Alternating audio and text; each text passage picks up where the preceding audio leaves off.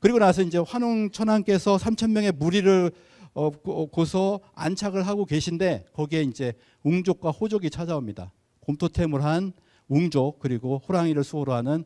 그래서 환국에 우주광명 신법을 전수해 주시옵소서 신시의 백성이 되고자 합니다라고 했잖아요. 그러니까 결국에는 뭐냐면 지금 많은 이제 개천절에 보면 모든 이미지나 그림들이 다 이거잖아요. 웅족과 호족이 있는데 그럼 가운데 있는 분은 뭐냐?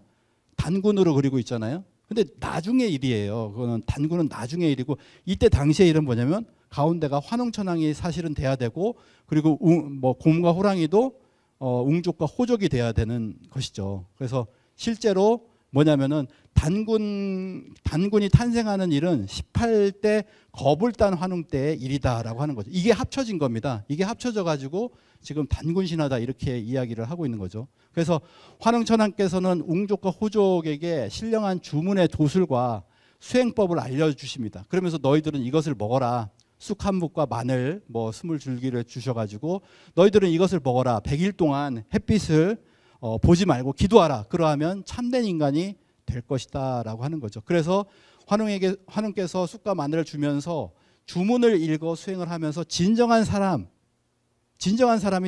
되어라 라고 하는 거죠. 그래서 웅족과 호족의 양가는 이것을 먹고 100일 수행을 하고 다시 21일 수행에 힘썼다라고 하는 겁니다. 우리 결론은 잘 아시잖아요. 그래서 웅족은 견뎌냈고요. 그리고 호족은 견뎌내지를 못했습니다. 그래서 호족은 거짓을 일삼고 태만하여 금기를 지키지 않고 하늘의 계율을 어겨서 끝내 천업을 함께 이루지 못하였다. 어디에는 보면 사해로 추방했다라고 하는 이야기까지 이렇게 있거든요. 그래서 이러한 내용들 그럼 근거가 있는 거냐? 웅족이 수행하고 이런 근거가 있는 거냐? 환웅천왕이 수행하고 주문 수행하고 이제 그게 바로 그 근거가 어디냐면 이 배달국의 근거가 바로 홍산 문화, 유화 문명, 발해연한 문명이라고 합니다. 저도 여기를 이제 올해 갔다 왔는데요. 홍산 유적지를 한번 이렇게 갔다 왔는데 실제로 이게 붉은 산이고 굉장히 영적인 산이다. 그래서 여기에서 일어나는 모든 문화들이 대부분 수행 문화, 영적인 문화들이 많이 있다라고 하는 걸 느꼈습니다. 우화량이라고 하는 핵심인데요. 우화량을 중심으로 해서 실제로 유적지는 한 1000곳이 되는데 그중에 발굴한 게 5곳이에요. 지금 발굴해서 도록이 나오고 기록이 남는 곳이 5군데 정도가 됩니다. 그래서 저기 가운데 이제 고속도로가 있고요. 아래쪽에 보면은 이렇게 피라미드도 있고 우리가 잘 알고 있는 제천 유적지가 있고 위로 올라가면은 여신묘가 있습니다. 여신묘가 있다라는 거죠. 그래서 홍산 문화가 있는데 여기에 보시면은 여기서 무엇이 발견되냐면 우화량 2지점 아까 보셨던 곳에 여신상이 발견이 됐고 그 다음에 조금 더 올라가면 거기서 도소 남신상이 발견이 이렇게 되었다라고 하는 거죠. 이 남신상은 뭐라고 있냐면은 잘 보시면은 입을 벌리고 있잖아요. 중국의 학자들은 휘파람을 불고 있다라고 이렇게 얘기하는 사람들이 꽤 있어요. 근데 그게 아니라 주문을 읽고 있다라고 하는 거죠.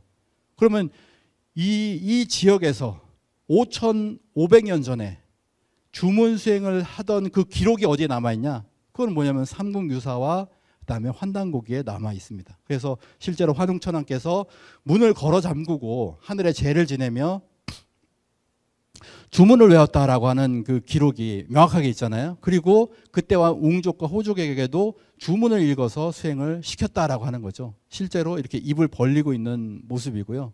또 하나는 뭐냐면 아까 보셨던 가부좌를 틀고 있고 수행을 하고 있는 여신상이 우화량에서 발굴이 되었습니다. 이건 뭐냐면 웅시족 그러니까 이거에 대한 기록은 또 어디에 있냐라고 하는 거죠. 우리 기록밖에 없잖아요. 중원에는 없습니다. 웅시족 여성들은 뭐냐면은 매양 신단수 아래에서 함께 모여서 주문을 읽으며 아기를 가지기를 원했다라고 하는 거예요. 이거 예전에는 그냥 이 주문을 읽는다라고 하는 것을 그냥 기도했다 이렇게 얘기를 하는데 정확하게 주문 수행을 해가지고 왜냐하면 주원 유잉이라고 했잖아요. 아까랑 패턴이 똑같죠. 아까 보시면은 아까 앞쪽을 보시면 여기 보시면 주원 유공이라고 나오잖아요. 주문을 읽어서 공력을 쌓기를 원했다 뭐 이런 겁니다. 그럼 뒤에 보시면은 주원 유잉 주문을 읽어서 원하는 것은 뭐냐면 잉태를 하는 것이다. 아기를 가지는 것이다. 그래서 주문을 읽어서 아기를 가져 환웅의 백성이 되기를 기원하였습니다. 환웅께서 이들을 환족 백성으로 받아들여서 살 곳을 주시고, 이들이 이제 여인국이거든요. 웅족 여왕을 모시는 그런 여인들이 있었습니다. 그러면 여인들이 있고 저 위에서 환웅천왕이 3,000명의 무리들과 이렇게 내려왔잖아요. 대부분 남성들이에요. 그러니까 어떻게 됩니까? 이제 여기에서 씨가 이렇게 하나가 되는 거죠.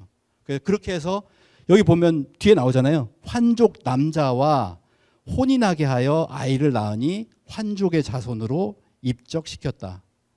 우리가 여기에서 이제 지금의 우리가 낳게 된 것입니다. 그래서 그 웅족 여왕으로서 뭐 이렇게 이게 옷을 안 입혀요, 이상하게. 그리고 이제 곰 형상 같이 나왔잖아요. 곰 토템이 같이 나온 거죠. 이 곳에서 곰의 발, 하악골, 곰 형상, 옥기 등이 같이 나와서 실제적으로 이렇게 곰을 형상을 하고 옆에는 이제 빨가벗고 이렇게 수행하는 그런 모습으로 이렇게 그려놓고 있거든요. 이걸 합쳐서 실제적으로 곰 토템 부족의 여성이 수행을 하여 인간 완성이 되었다라고 하는 기록은 우리 쪽에만 있잖아요. 그러니까 우리 문화인 겁니다.